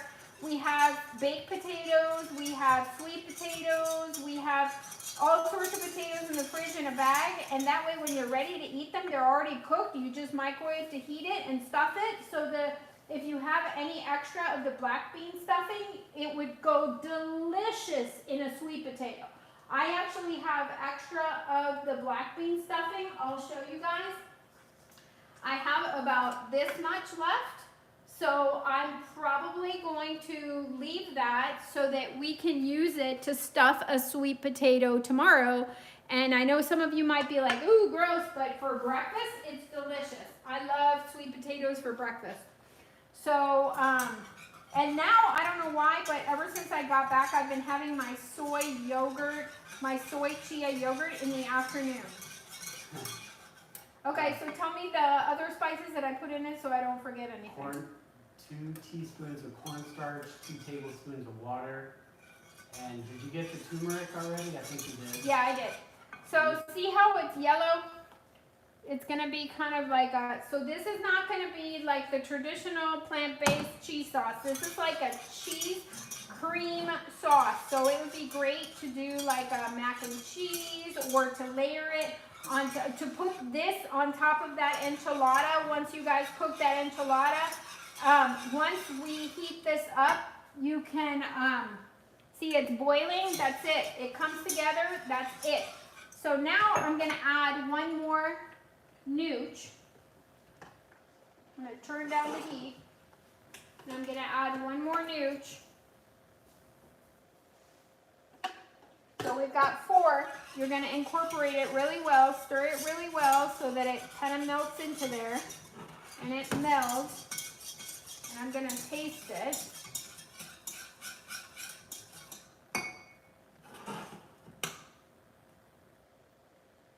take it off the heat. Okay, so for this one, you are going to put a tiny bit of salt, but you're going to measure just a tiny bit. So this is half of a teaspoon. So you're going to do half of a half. So you're going to do a quarter teaspoon, and spread out over the sauce. It will even out. And you can put jalapenos in here.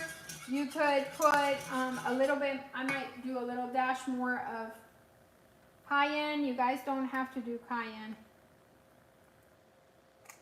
So that this one is spicy. And then, to thicken it a tiny bit more, you can use arrowroot or you can use cornstarch. So all you need here is about 2 teaspoons of the cornstarch. And the way that you use cornstarch is you dilute it in water. See? You dilute it in water first. So Raise that up a little for... let's see, where am I? Right there. Okay, so you dilute it in water first so it's not lumpy. Don't use flour, use cornstarch. And then the nooch already thickened this. So then I'm gonna get it to a gentle boil again. And when I just get a tiny little bit of bubbling going, that's when I'm gonna put the cornstarch in. That's when you put cornstarch in. And then it kind of activates it and it starts, it's not the end of the world. If it's not completely, just get it to your little rolling boil and then it'll start thickening. And then when you put it in the fridge, it's gonna thicken even more. So if tomorrow it's too thick, just take out what you need, thin it out a tiny bit with soy milk if you want it thinner. Just a little bit at a time. See how it got thick real quick? And then just taste it. So I'm gonna taste it and I'm gonna turn it off because it's already spitting. And as it gets cooler, it gets thicker. Look at this.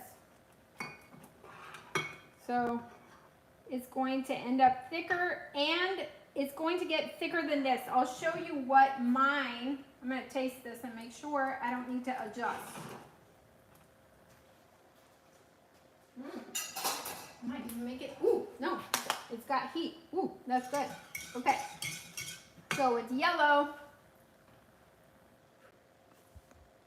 Comes out yellow. This one's spicy. All right. So, and like I said, you could put jalapenos in here, or you could put serranos in here, or however you want to flavor it.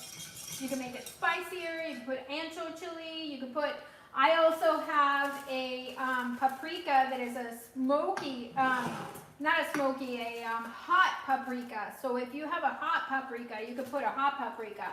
So we did anybody see me put yeah, I put the 4th one in. I'm gonna put a tiny bit more, just because that's how much I like nooch. This sauce, you guys have to keep in mind that nooch is a powerful, powerful food. It has a lot of fiber. It has a lot of protein. So it's deceiving. So this is gonna fill you up. So when you eat that enchilada, start with, I'm gonna show you my enchiladas. You can show them the enchilada, the nooch. I'm gonna show you guys. I'm going to show you guys too. This is my enchilada. I would not even eat a half of one tomorrow. I would start, this is a very small one. This is a 6x9 pan, I think. I would eat about that much, and I would put the cheese sauce on it because it is so filling. And the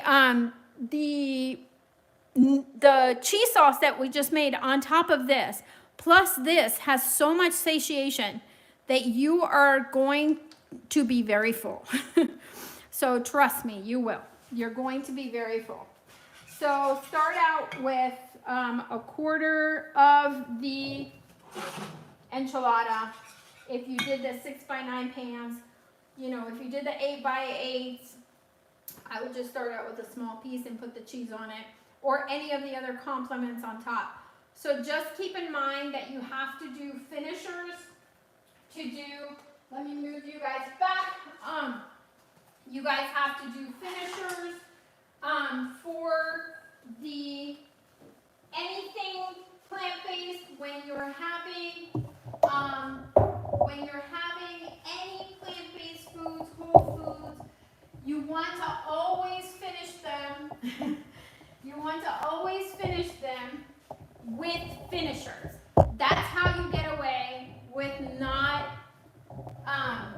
having salt in your food. So don't add salt during your cooking process. Add it with a finisher at the end. The cheese sauce is going to have a little bit of salt in it. Nothing else that we have cooked here tonight has salt in it.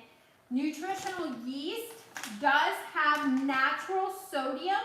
This has 30 milligrams of sodium per 2 tablespoons. You really, when you take out sodium from your diet and you're eating this way, everything tastes exponential. So once you clean up your body, you are going to taste every component that you've put into your food. So even the nooch for me, when I add it to my food, even dusting my food on top, I love nooch on top of the enchilada as a finisher. It adds a salty taste to it. So things like this, kombu. You could use kombu seaweed. I have seaweed that I use that I will put into my beans when I am cooking them in the Instant Pot. Kombu seaweed and Atlantic kombu seaweed is going to have natural sodium from the sea plant. So this is a way of adding sodium to your meals without adding salt. A lot of foods like tomato and just different types of foods are going to have natural sodium. You'll notice that when you bought the cans of the tomato sauces, they said 20 milligrams. If you bought a whole food plant-based tomato sauce and a whole food plant-based diced tomatoes, you still saw 20 milligrams of sodium, and it's because, per serving, and it's because the tomatoes have natural sodium. So when I'm cooking my beans, you want to add, the seaweed because of the nutrients that it has in it. It doesn't give it a seaweedy taste, but it adds some natural sodium to it.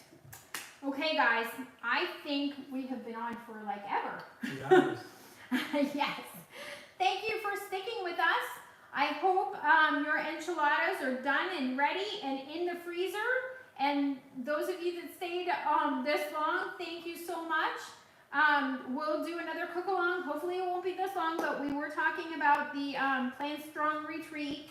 If you have any questions that I didn't answer, let me see if I have my written ones.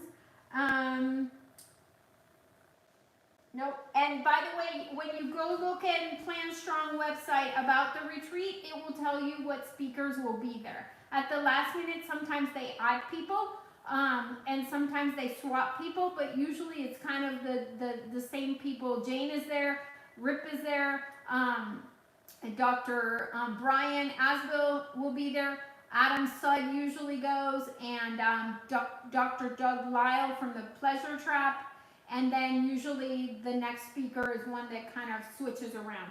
So you guys can go on the website and see who is going to be attending. All right, guys. Bye. Have a happy day. Bye. Give me enchilada.